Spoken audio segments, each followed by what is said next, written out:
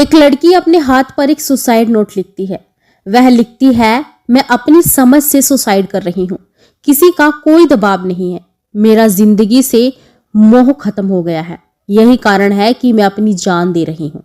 एक बेटी जो आईएएस की पढ़ाई कर रही थी, जिसका सपना था आईएएस बनने का, उस बेटी ने ट्रेन के आगे कूदकर अपनी जान दे दी। उस आईएएस कर रही बेटी को आखिर क्या परेशानी थी, क्या दिक्कत थी जो उसने इतना बड़ा कदम उठाया।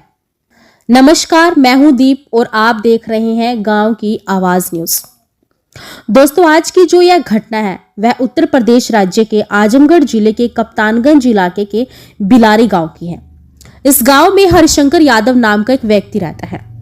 उसकी सबसे छोटी बेटी चंद्रकला ने शुक्रवार यानी कि 31 जनवरी 2025 को ताप्ती गंगा एक्सप्रेस के आगे कूदकर अपनी जान दे दी। शारमीर रेलवे मास्टर ने जब लाश को देखा तो उसने तुरंत इसकी सूचना पुलिस को दी। पुलिस जब मौके पर पहुंची तो वह जांच कर रही थी। तभी उस छात्रा के मोबाइल नंबर पर उसके एक रिश्तेदार का फोन आ रहा था। पुलिस ने रिश्तेदार को मौत के बारे में बताया। इसके बाद रिश्तेदार ने छात्रा के घर वालों को इस बात की सूचना दी। मौके पर पहुंचकर रिश्तेदार मुरली यादव ने बताया कि मृतका उसकी मौसेरी बहन चंद्रकला थी, जो आईएएस बनना चाहती थी और दिल्ली में रहकर पढ़ाई कर रही थी। जब हरिशंकर यादव को अपनी बेटी की मौत का पता चलता है तो वह भी मौके पर पहुंचते हैं और वहां पर जाकर वे शव की शिनाख्त करते हैं। दैनिक भास्कर की रिपोर्ट के अनुसार जब वे लोग चंद्रकला के घर पर जाते हैं तो वहां पर गांव वालों की भीड़ लगी हुई थी। घर के बरामदे में चंद्रकला की मां मनभावती देवी भी बैठी हुई थी, जो जोर जोर से रो रही थी। मां की चीख पर सिर्फ एक ही सवाल था, बेटी ऐसी क्या परेशानी थी जो हमें नहीं बता पाई। वह तो सभी को बहुत खुश रखती थी, कहती थी एक दिन बड़ा नाम करूंगी। दैनिक भास्कर रिपोर्टर ने जब पिता हरिशंकर से पूछा कि क्या कुछ हुआ था, तब पिता हरिशंकर ने बताया, जब वह शुक्रवार दोपहर को खेत में पानी भरने गया था तो इसी बीच दोपहर 12 बजे उसकी बेटी उसे खाना देने के लिए खेत पर गई थी। उसने उससे कहा था कि उसे किताबें खरीदनी है, वह जा रही है। फिर वह स्कूटी लेकर चली गई थी। इसके बाद उसकी मौत की खबर आई। उसे क्या पता था कि वह जिंदगी भर का दुख दे जाएगी। अगर उसे कोई दिक्कत थी तो उससे कहती, उसके लिए तो वह सब कुछ करने के लिए तैयार था। हरिशंकर ने बताया कि उसकी बेटी 26 जनवरी को दिल्ली से घर आई थी, क्योंकि उसकी बेटी दिल्ली यूनिवर्सिटी से आईएएस की पढ़ाई कर रही थी।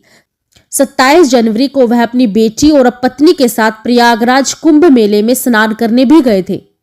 29 जनवरी को वे लोग घर वापस आ गए थे। 30 जनवरी को बेटी ने ड्राइविंग लाइसेंस के लिए टेस्ट भी दिया। 31 जनवरी को बेटी का दिल्ली वापसी का टिकट था, लेकिन वह तो कहीं और ही चली गई। यह सब कुछ कहते हुए हरिशंकर की आंखों से आंसू आ गए। आगे चंद्रकला के पिता ने बताया कि उसकी पत्नी हाउसवाइफ है। उसकी बेटी दिल्ली यूनिवर्सिटी से ग्रेजुएशन कर चुकी है, इसके साथ ही बीएड का कोर्स भी कर रही थी। 6 महीने पहले उसकी तबीयत बहुत ज्यादा खराब हो गई थी। इसके बाद वह आजमगढ़ वापस आ गई थी। उसे हमेशा पढ़ाई की चिंता लगी रहती थी। हम लोग उसे समझाते रहते थे। उसकी तबीयत भी कुछ खराब रहने लगी थी। हमने उसे डॉक्टर को भी दिखाया था, लेकिन वह कभी खुद से कुछ नहीं बताती थी। हमने उसे जब लखनऊ के मेडिकल कॉलेज में डॉक्टर अनिल कुमार गंगवार को दिखाया तो उन्होंने बताया कि आपकी बेटी को कुछ साइकोलॉजिकल दिक्कत दिख रही है। इसके बाद हमने आजमगढ़ में डॉक्टर विंध्य प्रकाश राय को दिखाया। उन्होंने हमारी बेटी को 1 साल की पढ़ाई रोकने की बात कही थी, लेकिन हमारी बेटी नहीं मानी। हमारी बेटी दिन रात मन से पढ़ाई कर रही थी। वह हमेशा कहती थी कि एक दिन आपका नाम रोशन करूंगी, हमारा पूरा गांव अपने घर के नाम से जाना जाएगा। इसलिए वह पूरी शिद्दत से आईएएस की तैयारी कर रही थी। हमने कभी भी अपनी बेटी को पैसे की कमी नहीं होने दी। चंद्रकला की मां मनभावती देवी ने बताया कि उसकी बेटी को कुछ भी नहीं हुआ था। जहां उसका मन करता था वह चली जाती थी। यह कहते हुए मां की आंखों से आंसू आ गए। मां मनभावती ने कहा कि मेरी बेटी को क्या दिक्कत थी उसने मुझे कभी नहीं बताया। मुझे कुछ बताती तो शायद हम लोग उसकी मदद करते। अपना दर्द अपने साथ ले गई वो। यह कहते हुए मां मनभावती जोर जोर से रोने लगी। एक बेटी जो आईएएस बनना चाहती थी, उसके माँ बाप ने उससे कहा कि बेटी तुम खूब पढ़ाई करो, तुम्हारी पढ़ाई के लिए अगर पैसे कम पड़े तो हम जमीन बेच देंगे। तुम अधिकारी बनोगी, हमारा नाम रोशन होगा, गांव का नाम रोशन होगा। यह दर्द उस परिवार का है जो अपनी बेटी से बहुत प्यार करते थे, उसके हर सपने में उसके साथ खड़े थे, लेकिन बेटी ने ऐसा कदम उठाकर अपने परिवार वालों का दिल दुखा दिया। दोस्तों, क्या सुसाइड करना समझदारी है? जाते जाते मैं आपको सिर्फ एक बात कहना चाहती हूँ कि सुसाइड करने के बारे में कभी भी ना सोचें, क्योंकि पीछे आपका परिवार है।